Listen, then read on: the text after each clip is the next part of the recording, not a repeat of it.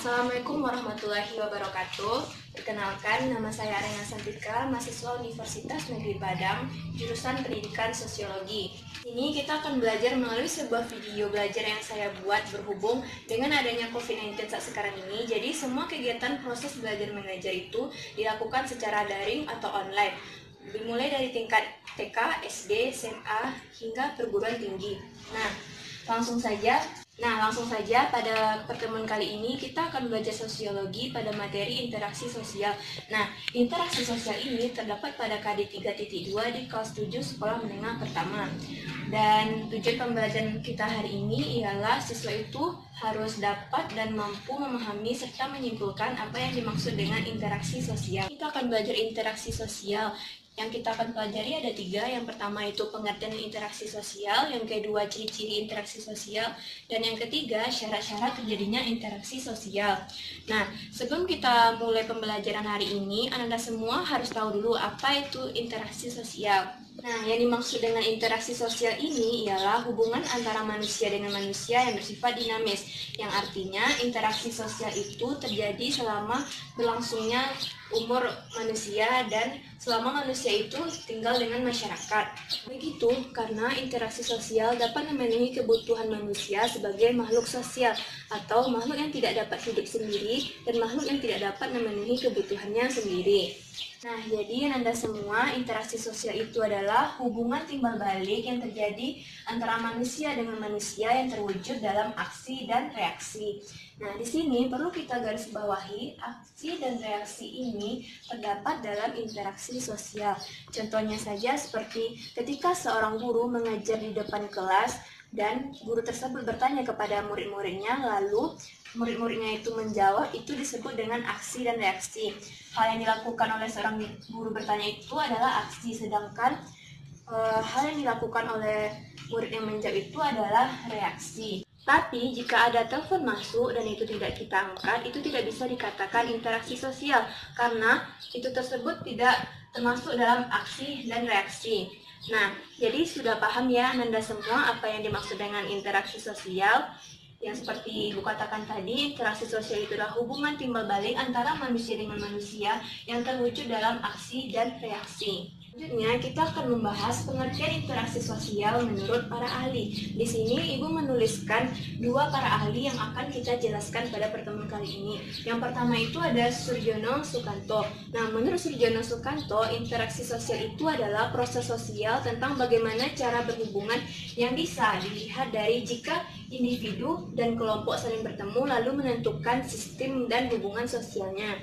Sedangkan menurut Gilin, interaksi sosial itu adalah hubungan-hubungan sosial yang bersifat dinamis yang terjadi antara individu dengan kelompok atau antar kelompok dengan kelompok. Selanjutnya kita akan masuk membahas ciri-ciri interaksi sosial.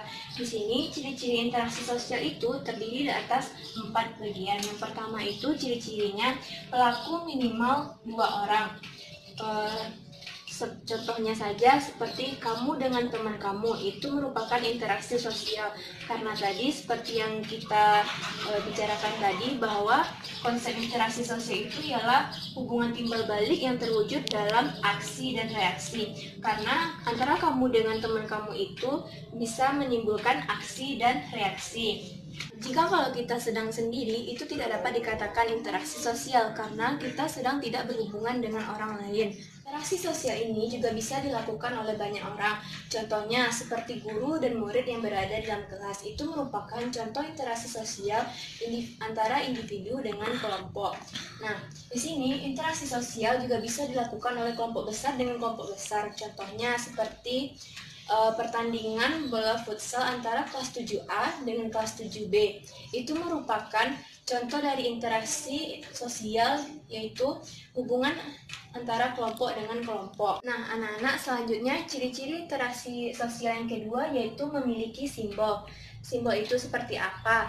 Jadi simbol itu adalah hal-hal yang kita mengerti serta lawan bicara kita. Contoh simbol ini seperti bahasa. Karena semua contoh dari simbol itu ialah bahasa. Bahasa adalah simbol utama dalam melakukan interaksi sosial, di mana jadi contohnya ketika kita berbicara dengan teman, berbicara dengan guru menggunakan bahasa Indonesia, maka interaksi sosial kita akan berjalan lebih baik. Tetapi ketika kita pergi berlibur dan kita tidak mengerti atau tidak memahami bahasa orang di sana, kita tidak akan bisa melakukan interaksi sosial karena bahasa atau simbol yang terdapat di sana kita tidak saling mengerti. Jadi interaksi akan terganggu. Nah, selanjutnya ciri yang ketiga ialah adanya dimensi waktu. Nah, yang dimaksud dengan adanya dimensi waktu ini yaitu interaksi sosial itu bisa kita lakukan hari ini, besok, kemarin, atau lusa. Nah, itu yang menunjukkan interaksi sosial dengan adanya dimensi waktu. Ada waktu-waktu tertentu yang menunjukkan kapan kita berinteraksi sosial. Nah, ciri yang terakhir ialah memiliki tujuan. Diingat ya, setiap kita melakukan interaksi sosial, pasti kita memiliki sebuah tujuan yang akan dicapai melalui interaksi sosial tersebut. Nah, contohnya saja, ciri interaksi sosial yang memiliki tujuan ini contohnya seperti guru yang sedang mengajar di depan kelas yang menyampaikan pembelajaran kepada murid-muridnya, yaitu bertujuan untuk agar murid-muridnya itu bisa menerima pembelajaran yang diajarkan pada hari itu. Dan contoh yang lain seperti kamu dengan teman kamu, misalnya tujuannya untuk mempererat hubungan persahabatan, untuk saling bercerita dan saling bertukar kabar. Nah, diingat ya Nanda semua bahwa interaksi sosial itu harus dilakukan minimal 2 orang. Jika kita sendiri itu tidak bisa melakukan interaksi sosial. Dan lalu di dalam interaksi sosial ini harus terdapat simbol yang jelas dan adanya dimensi waktu serta tujuan yang akan dicapai. Dan selanjutnya kita akan membahas syarat-syarat interaksi sosial. Nah, kenapa bisa ada syarat-syarat interaksi sosial ini? Karena jika kita berinteraksi dengan masyarakat itu, tidak semua yang kita lakukan dengan masyarakat itu disebut dengan interaksi sosial. Jadi, terdapatlah syarat-syarat interaksi sosial ini. Syarat-syarat interaksi sosial ini ada 2. Yang pertama itu kontak sosial dan yang kedua ada komunikasi sosial. Yang pertama kita akan membahas kontak sosial terlebih dahulu. Nah, kontak sosial ini, maksud dengan kontak sosial itu ialah cara masyarakat dalam melakukan interaksi. Di sini kontak sosial itu terbagi atas 2. Yang pertama itu ada primer, yang kedua ada sekunder. Nah, yang dimaksud dengan kontak sosial primer itu ialah kontak sosial yang dilakukan secara langsung. Contohnya saja seperti tatap muka.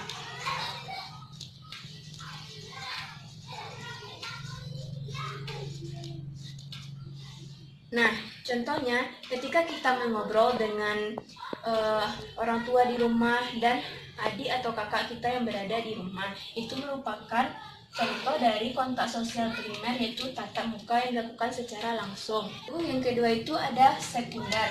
Nah, sekunder ini membutuhkan bantuan seperti media. Nah, contohnya seperti contoh dari media ini adalah seperti alat telekomunikasi seperti telepon genggam. Contohnya ketika kita menelpon orang lain, itu ialah contoh dari kontak sosial sekunder. Nah, kontak sosial sekunder ini adalah kontak sosial yang dilakukan melalui media atau tidak secara langsung. Jadi, Ananda semua, syarat dari interaksi sosial yang kedua ada komunikasi. Nah, yang dimaksud dengan komunikasi itu ialah cara orang lain atau cara masyarakat dalam menyampaikan pesannya. Nah, dalam komunikasi ini terdiri atas 2. Yang pertama komunikasi verbal dan yang kedua komunikasi non-verbal. Nah, kalau yang verbal ini ialah contohnya seperti bahasa yang terdapat dalam cara kita menulis dan cara kita berbicara. Sedangkan komunikasi non-verbal ini ialah interaksi sosial yang dilakukan dengan menggunakan isyarat. Contohnya saja seperti isyarat tangan dan isyarat mata. Nah, semua apakah sudah paham dengan pembelajaran kita pada hari ini?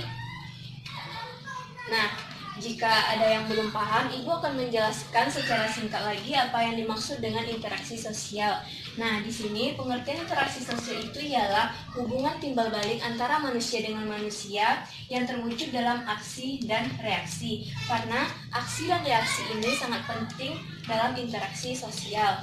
Lalu, pengertian interaksi sosial ini juga dimiliki oleh beberapa para ahli. Di sini Ibu menuliskan dua para ahli. Yang pertama ada Surjono Sukanto dan Gilin.